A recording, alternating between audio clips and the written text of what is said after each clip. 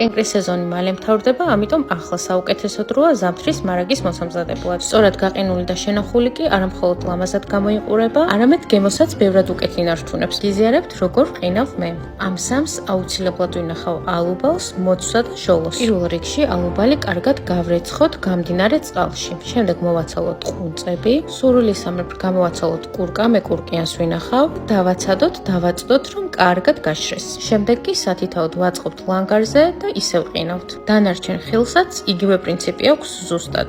აუცილებლად კარგად გააშრეთ და ისე გაყინეთ, რადგან ზედმეტი ტენი ყინულის კრისტალებს წარმოქმნის და აფუჭებს ტექსტურას, რაც არ გვაწყობს.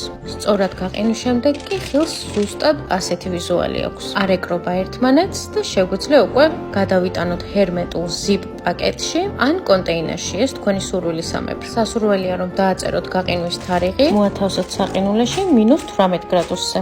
გამოყენების ვადა აქვს დაახლოებით 8-დან 12 თვემდე. ზამთრის პერიოდში კი გამოაცხობთ ცხელ-ცხელ ღუნღულა ღვეძელებს. გემრიელად!